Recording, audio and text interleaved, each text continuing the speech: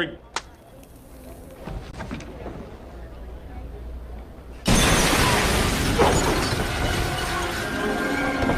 Jameson, you slime! Who's the photographer who takes the pictures of Spider-Man? I don't know who he is. His stuff comes in the mail. You're lying! I swear. He's the one who can bring me to him. I don't know who he is. You are useless, you. Set him down, tough guy. Speak of the devil! Spider-Man! I knew you two were in this together! Hey, kiddo, let Mom and Dad talk for a minute, will ya? Sleep!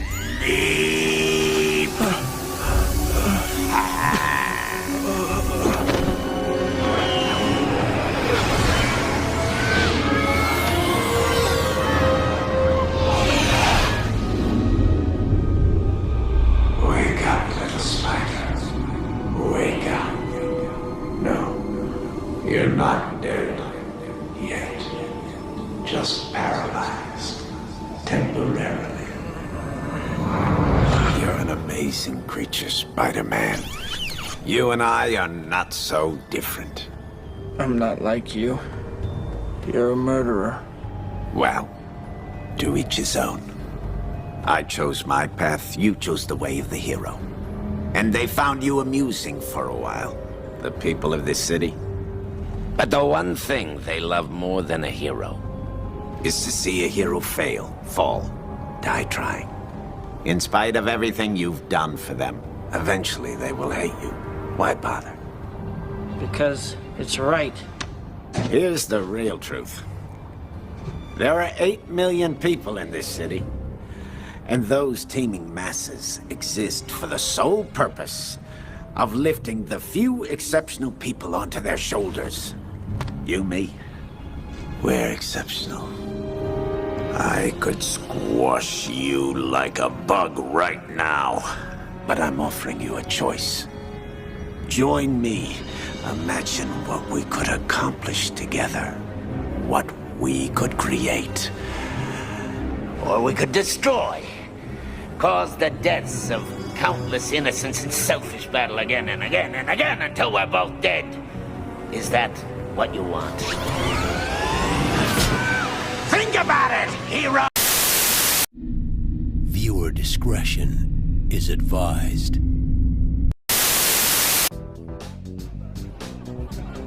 Would you look at this? A gun-toting, unkept, checker pant-wearing drunk firing off rounds in the street and causing general malarkey throughout the woke town of San Francisco. Yeah, this guy wouldn't fly today. He seriously looks like he just rolled out of bed. He's still not worse than this abomination. A never-used helmet logo from 1991 that was unveiled and shelved in the same day. At least the Niners were smart enough to listen to their fans. Lions fans rejoice! You're on this list as a beater downer twice. Before Walsh and Montana, the 49ers were a mess, so much so that they allowed the Lions to walk into Kezar Stadium and lay 45 on them. John Brody threw 4 picks. You hired Kyle Shanahan. Didn't you know about 28-3 or you just ignore it? Now you have 20-10. What about the QB that started that game? He led you to a Super Bowl, beat the Packers in Green Bay, and now is the highest paid backup in the league? Make your mind up about this dude. And Trey Lance, you'll be begging for Jimmy G by week 6. Oh, and never forget, you hired Chip Kelly. Pete McCulley. Pete McCulley is best described as who he is not. Pete McCulley is not the head coach that led the San Francisco 49ers to 3 Lombardis in the 80s, engineered the famous West Coast offense, and gave rise to the greatest passing duo the NFL has ever seen. No, Pete McCulley was the guy before that guy. Prior to joining the 49ers in 1978, McCulley had never ascended to a title greater than receivers coach, but San Francisco saw fit to make him their head coach, taking the reins for a team that featured just one superstar, the expired Juice, that would average just over 3.5 yards per carry in his penultimate NFL season. That means the one before last. As a former college quarterback, McCulley's selling point was a strong passing game. Ironic because McCulley's 2 quarterbacks, Steve DeBerg and Scott Bull, combined for just 9 touchdowns and 36 interceptions over the course of a 16-game season that felt like sitting through Morbius in the theaters. I have to say, they're basically stabbing me in my gums. And it's still a better experience than watching that dog crap of a movie. The Niners turned the ball over an incredible 63 times, by far the most in the NFL in 1978 and the second most in history. They found the end zone just 23 times. McCulley, of course, didn't make it to the end of those 16 games. He barely made it through 9 games before the 49ers brass hit him with the axe, winning just a lone game in the process. When asked if he was surprised by his abrupt firing after a record 9 games, McCulley said, "No, I haven't been surprised since I found out ice cream cones weren't filled all the way down to the bottom." Yeah, Pete McCulley walked so Joe Judge could trip down an escalator. Ed DeBartolo Jr., San Francisco 49ers. Few NFL owners are synonymous with success as Ed DeBartolo Jr., who was a winner in business and on the field. The shopping mall magnate won 5 Lombardis during his time as 49ers owner from 1977 to the year 2000. However, scandal and legal trouble would be what ultimately forced him out of the NFL. In 1992, he was accused of sexual assault by a cocktail waitress whom he settled out of court with. He survived that, but in 1998, he was involved in a scandal with former Louisiana Governor Edwin Edwards, where DeBartolo essentially bribed Edwards $400,000 to obtain a riverboat casino license, or also known as just doing regular business in fucking Louisiana. After Edwards was pinched by the FBI, DeBartolo got exposed and Paul Tagliabue suspended him for a year, then fined him heavily. DeBartolo could have come back to the team in 2000, but instead he ceded control to his sister, who then passed ownership on to her son, Jed York, who, if you ask most 49ers fans, is no fucking Ed DeBartolo Jr. Eddie received a full presidential pardon in 2020 and is still loved and revered by his former players and fans alike, unlike his nephew. For a stadium that is less than 10 years old, this one should be ranked much higher. However, it's been much maligned from the start, from its inequitable one-sided layout to its brutal effect on its fans from the sun. It surely has its issues. However, anyone who's been there says it's a good stadium. Let's get Tom's take. It's a really nice stadium. There's just nothing around it. So, talking about that, they used to have a restaurant within the stadium that was like open all the time, and then their Hall of Fame, like they call it the museum, is arguably like it's top 5 in the NFL, but it's only open like on game days and like the day before games because of COVID. And everywhere around them, it's all like industrial parks. They have like the one like Great Adventure theme park that's literally across the street, but it's all like office buildings and stuff. They also have a roof garden too, and they grow like their own like herbs and spices and stuff that they like serve in the food, so it's pretty cool. 25, Sourdough Sam. Now, look, I'm surprised that the Niners have an overtly stereotypical male persona as their mascot, but this might be the creepiest dude in the NFL, besides Deshaun Watson. He's obviously soulless since he is a ginger, but his ominous expression leads me to believe he might be Chucky the doll's real father. The actual doll from the movies, not John Gruden. Anywho, this is the redesigned version of Sourdough Sam. Does sound like a delicious sandwich. Finally, the worst NFL permanent host stadium of all time, Kezar Stadium, San Francisco, California. Host of both the 49ers and for one season the Oakland Raiders in 1960, Kezar Stadium was about the lowest end you could possibly be for an NFL stadium during the Super Bowl era. Its single-tier concrete construction was already old in 1968, and it served as the Niners' home for 2 post-merger seasons until it was mercifully replaced by Candlestick Park in 1971, which wasn't exactly a picnic, but much better than this place. Kezar actually lived on after that, but was abandoned and slated for demolition in the late 80s. However, it was preserved and recently renovated and is the home of a professional soccer team, having further been renovated in 2015. However, when it was an NFL stadium, it was shite. San Francisco 49ers. Things were truly bleak in the Bay when JT O'Sullivan beat out Alex Smith for the starting job in 2008, but O'Sullivan wasn't a complete disaster in his 8 starts. He just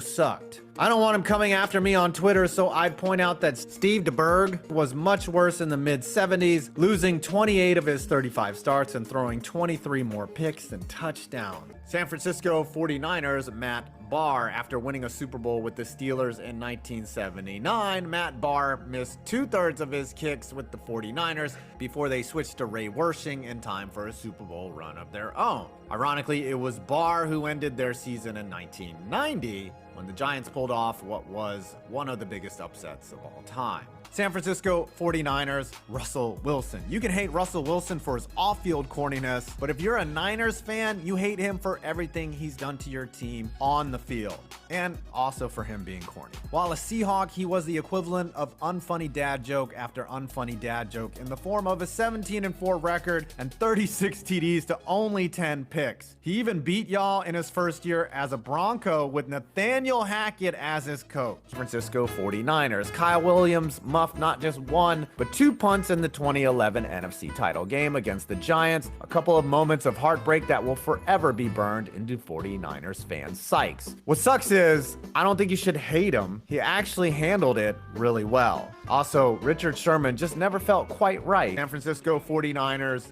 Jed York. Jed York is the NFL's version of, how the heck did I get here? Yeah, how did this guy get here? Jed is only 42 years old, but has been the team's CEO since 2009 when he was 27. So how does a kid take over a franchise? Nepotism, pure and simple. Legendary owner Eddie DeBartolo was forced to sell the team after legal trouble, and his sister took over the team, and Jed is her son. Yes, he is the former owner's nephew, and those were his only qualifications. Despite a rough stretch, York very smartly fired himself in 2010, and the team has been successful since. So I would think that Eddie DB is actually probably pulling all the strings still. The 90s 49ers. The 49ers dynasty from the 80s continued into the 90s, in the regular season at least. The 49ers remained a machine from September to December, winning 71% of their regular season games to lead the decade in win-loss percentage once again. Of course, the 90s 49ers would not be as successful as their 80s counterparts in the playoffs, however. The 49ers did bring home a 5th Super Bowl title in 1994, but the rest of the decade was filled with playoff disappointment. They lost 4 NFC Championship games, 3 of which were at home, despite having a first ballot Hall of Fame quarterback under center each time. San Francisco. Kyle Shanahan is a great offensive mind who is also largely responsible for 2 of the biggest fourth quarter collapses in Super Bowl history. This is his 5th year on the job, and he's lost double-digit games 3 times in his first 4 years. Sure, you guys made the Super Bowl in 2019 and might have won it if Jimmy Garoppolo didn't suck, but at some point the consistency has to come for Shanahan to earn the praise he gets from the media. Speaking of fragile porn star fucker Jimmy G, his time is almost up in favor of rookie hotshot quarterback Trey Lance, who played 1 year of Division I AA ball against Farmers at North Dakota State. Bold move to make him the future of your franchise. I doubt it works out. Your defense has a lot of talent, led by Fred Warner and fresh off of an ACL tear Nick Bosa, who is very close to becoming the NFL's version of Aubrey Huff. But this is an offensive-driven league. Overall, the last decade in San Fran has been weird. You've either been agonizingly close to winning a Super Bowl or complete shit. And speaking of shit, there's a lot of it on the streets of San Francisco. I highly recommend not going there. Joe Montana was a fragile system QB whose backup replaced him and put up even better numbers than he did. Sourdough Sam, 49ers. Pretty boring and mundane. There's nothing terribly wrong with him as he looks the part of a gold digger during the 1800s, but the unsettling smile on his face makes one think he just found out his wife has been banging the mailman for the last several years. If they had given him a more stern face, it would have been a much higher rated mascot. Rating 5 out of 10. San Francisco 49ers, Joe Montana. Another coin flip between Montana and Steve Young. And a while ago I might have sided with Young due to his superior efficiency metrics, but after further review it has to be Montana. Much like with the Bradshaw-Roethlisberger debate, it largely came down to the playoffs. Young had a stellar 1994 postseason and Super Bowl MVP performance, but his playoff career outside of that year is very underwhelming. Montana himself had playoff struggles from 1985 to 1987, but he's still the best Super Bowl quarterback of all time by far, won 4 rings and 3 Super Bowl MVPs, and his career playoff stats are arguably the best ever on a per-game basis. Oh yeah, Montana also made 7 Pro Bowls, 3 All-Pro teams, and won 2 MVPs with San Fran, so it's not like he was a slouch in the regular season. Joe Cool for San Francisco 49ers, Ken Dorsey. If not for my attempts qualifier, I would have put Jim Druckenmiller here, but instead, Dorsey gets the spot. He had one of the best college careers of any quarterback ever, but it didn't translate to the pros at all. In 3 years with San Fran, he started 10 games, going 2-8, and throwing 8 touchdowns to 11 interceptions for a 63.7 rating. Such a hard worker, though. San Francisco 49ers, Super Bowl 54. San Francisco came out of nowhere in 2019 to finish 13-3 and win the NFC in dominating fashion. Despite this, they were actually 1.5-point underdogs heading into Super Bowl 54, but that won't make any 49ers fans any less butthurt over how they choked this game away. San Fran had a 10-point fourth quarter lead, and on their 4 drives in the final period, they scored 0 points and ended up losing 31-20. Perhaps the 49ers players were distracted by Jimmy Garoppolo's beauty, but if they had made just 1 or 2 more plays offensively, like hitting an open Emmanuel Sanders for a touchdown, they would have won the Lombardi. San Francisco 49ers, Brandon Ayuk. Ayuk seemed to make good on the 49ers trading up to get him in the first round as a rookie in 2020, which is what made his 2021 season all the more disappointing. He was completely overshadowed by Deebo Samuel and didn't even break 50 receiving yards per game. He's still young, but I'm certainly not sold on. San Francisco 49ers, Colin Kaepernick. Let me state this has nothing to do with his anthem protest. I think it's obvious after 2016 Cap was still good enough to be in the league as a backup or a spot starter, and it's also obvious he was blackballed by the owners. All this being said, on the field, Kaepernick consistently declined throughout his 5 seasons as a starter. He looked like he was going to be a future superstar and nearly won the Super Bowl in 2012, but he just kept getting worse and worse, and his limitations as a passer kept getting exposed as time went on. He had so much hype and promise early on and ended up being benched for Blaine Gabbert. San Francisco 49ers, Trent Williams. Williams just completed one of the most dominant seasons by an offensive lineman in history. Stats say he allowed just 23 pressures in 18 games, didn't allow a sack, and was also the best run blocker in the league, who, in 408 run blocking snaps, allowed his man to make just 1 tackle. He has long been a Pro Bowl caliber player, but he finally put together all of his freakish physical gifts last year. San Francisco 49ers, Trey Lance. Lance is an intriguing quarterback at this stage. His physical tools are insane, but outside of a couple starts last year, we still really don't know that much about him. From what I hear, it mostly seems to be split down the middle between he'll either be amazing and he'll be terrible. We'll just have to wait and find out. Verdict, properly rated. San Francisco 49ers. I can't put my finger on the 49ers. No offense to Shaquem Griffin. They fluctuate between being dog shit and title contenders like nobody else. Right now, it appears they're in the title contender phase again. Well, assuming Trey Lance pans out, of course. Can you believe this team would have won a Super Bowl with Jimmy Garoppolo if he had hit Emmanuel Sanders on that pass late in Super Bowl 54? Hell, they might have made it back to the Super Bowl last year if Jaqueski Sharp didn't drop a gimme interception in the fourth quarter of the NFC Championship game. George Kittle only has 20 touchdown catches in 5 seasons, which is comically low for a player of his reputation. Just know this, 49ers fans. Whenever you are in position to potentially finally raise that 6th Lombardi trophy, Kyle Shanahan will do everything in his power to stop it. You're 4-0 against Aaron Rodgers in the playoffs, and yet you still have fewer rings than he does since he entered the league. Frank Gore doesn't belong in the Hall of Fame. San Francisco 49ers, Brock Purdy. The issues with Purdy are this. 49ers on their roster currently have a former 3rd overall pick that they traded a shitload for in Trey Lance, who's easily the most physically gifted quarterback on the roster. They also have Sam Darnold, who is still pretty young, even though he's been in the league for like 10 years. And then you got Brock Purdy, who came out of nowhere last year, put up great numbers, helped the 49ers get to the NFC Championship game before blowing out his arm, which effectively ended the 49ers season. Entering year 2, there's a lot Purdy prove. Is he a fluke? Is he for real? If he continues to perform well and win games, will he get credit, or will Kyle Shanahan, much like with Jimmy Garoppolo? Will he ever be able to get the 49ers, who are still loaded, back to the conference championship game, or even further into the Super Bowl? For me, I'd say Purdy's prove-it rating is a 9 out of 10. San Francisco 49ers, Nick Bosa. The 49ers have a loaded roster of talent, but Nick Bosa is the best of all. The reigning Defensive Player of the Year and famous respecter of America, Bosa is in the early stages of what should be a Hall of Fame career. He led the league with 18.5 sacks last season, and the only thing really missing from his resume is a Super Bowl championship. Honorable mention goes to Trent Williams, who is arguably the best left tackle in the league right now. San Francisco 49ers. 2018, Mike McGlinchey. Eminem spent 5 good seasons in San Francisco. Never great, but good. But he was only there for 5 seasons, and he's now on the Broncos. So I'd have to say that he's mid. 2019, Nick Bosa. Famous hater of racism, Nick Bosa is one of the best defensive players in the league. Therefore, he's a hit. 2020, Javon Kinlaw. In 3 seasons since being picked 14th overall, Kinlaw has just 1.5 sacks. Therefore, I'd have to say he's a miss. 2020, Brandon Ayuk. Ayuk has turned into a very, very respectable player. Although he's not a star receiver, he's a very, very good number 2 or 3 option. Therefore, I'd have to say he's mid, but he's on the verge of being a hit. 2021, Trey Lance. After being drafted 3rd overall, we still really don't know what Lance can do due to injuries, but the fact that the 49ers are already looking to trade him in place of Brock Purdy, says that, yeah, he's probably a miss. San Francisco 49ers, Deebo Samuel. What exactly is Deebo Samuel? Is he a receiver? Is he a running back? I don't know. He was first team All-Pro at receiver in 2021 when he had over 1,400 yards receiving, and in the first 8 games of 2021, he averaged a stellar 109 yards per game catching the ball by only having 11 carries. But in the 20 games since then, 49ers have begun using him like a utility player as opposed to a guy who could be one of the better receivers in the league, as he's averaged only 53 yards per game and caught 3 touchdown catches over the last 20 games, aka about a season and a half. Despite this, he's considered one of the better receivers in the league, when really all we have to go on is one excellent half season that happened almost 2 years ago. As a football player, he's a great football player, but saying that he's one of the best receivers in the league just objectively isn't true. But it's not due to lack of talent, it's just due to coaching. But either way, it overrates San Francisco 49ers, 1989 Joe Montana. This came down to either 1989 Montana or 1994 Steve Young, but I went with Montana because I think his postseason was better because it's the best postseason run any quarterback's ever had. I've gone through this before, but I mean, just look at the numbers, look at the results. They completely beat the shit out of every team they faced. I will say, though, that Montana's season in 89, he did have a lot more close calls than I remember for the 49ers, who are often talked about as the best team ever, along with the 85 Bears. There were a lot of games that year Montana kind of saved them in the regular season, but come playoff time, they just completely destroyed everybody. If this was almost any other franchise, 94 Steve Young would have gotten the nod here. San Francisco 49ers, Kyle Shanahan. It always comes down to health. Anytime Shanahan's 49ers have been pretty healthy during his tenure, they've gone on deep playoff runs like they did in 2019, 2021, and 2022. Making 3 conference championship game appearances and a Super Bowl appearance in the last 4 years shows that Shanahan knows what he's doing. There's no doubting his offensive prowess. And with the 49ers loaded, they should be expected to contend for titles this year and for many years to come, with Brock Purdy at quarterback, widely considered one of the best coaches in the NFL, and only in his early 40s. Shanahan's hot seat ranking is a 0.5 out of 5. San Francisco. 49ers are the most bipolar franchise in the league. Since 1970, you've either been Super Bowl contenders or absolute scrubs with almost nothing in between. It's insane how many times your team has whiffed on high draft picks, especially Trey Lance, since Mr. 28-3 and John Lynch took over, yet you Silicon Valley douchebags still have a loaded roster thanks to pure luck in later rounds. And worse yet, you still have not won a ring since 1994. Hell, even the Cowboys have won a Super Bowl more recently than you. You had a 10-point lead in the fourth quarter of Super Bowl 54 with the ball and somehow lost by double digits. You had a 10-point lead in the fourth quarter of the 2021 NFC Championship game and lost. You had first and goal at the opponent's 7-yard line, down 5 with 2 minutes left in Super Bowl 47, and turned the ball over on downs and lost. Once you add in the Kyle Williams fumbles in the 2011 NFC Championship game and the Sherman tipped interception in the end zone at the end of the 2013 NFC Championship game, I'd say in just the last 12 seasons, your team has pissed away about 5 rings. Last year, the one NFC Championship game loss you all bitch about because of Purdy getting hurt is about the only big game loss you've had in decades where you lost without choking. Hang the banner now. Only lost by 24 points after starting quarterback got hurt in an NFC Championship game. You have a 4-0 record in the playoffs against Aaron Rodgers and still have fewer rings than he does since he entered the league. Talk about not being able to finish. Shout out Philip Rivers. You won 80% of your rings in the 80s, which is whatever, but only squeaking out 1 ring in the 90s with the historic amount of talent those rosters had is disgusting. Y'all lost at home in the 1990, Roger Craig, 1992, and 1997 NFC Championship games. So that's now, what, 8 or 9 rings in the last 30 years you've pissed down the drain? Damn, a franchise having 5 rings has never sounded more underwhelming. Just like Steve Young in the playoffs outside of 1994. Joe Montana was a frail system quarterback whose aforementioned backup replaced him and put up better numbers than him. The entire Kaepernick fiasco hasn't been forgotten about either, by the way. In conclusion, 49ers fans, your team is no different than the Cowboys since 1996. You just decided to choke in the NFC Championship game and Super Bowl instead of the divisional round. Watch your step when walking in San Francisco. There's a good chance you'll step in. San Francisco 49ers. 49ers are named after the gold rush that happened in the mid-1800s, specifically 1849, when people went out west to find gold. And on the surface, it may seem like a pretty smart and harmless name, but I'm here to tell you that it is very, very nefarious if you look past the surface. 1849, you know what was still legal in America in 1849? That's right, slavery. Abraham Lincoln still had not ended slavery. That would not happen for another 14 years of the Emancipation Proclamation. That's a little quick history lesson. God, I'm so fucking smart. Anyway, so the name 49ers is promoting an era where slavery was still legal, and I cannot sit idly by and watch this team continue to get promoted. It's disgusting. I don't know how many times I've said that in this video, but all these names are disgusting, and I'm extremely offended by it. And if you think slavery was good or cool, then hey, I guess you like the 49ers team name, but guess what? I don't, because I'm a good person with morals.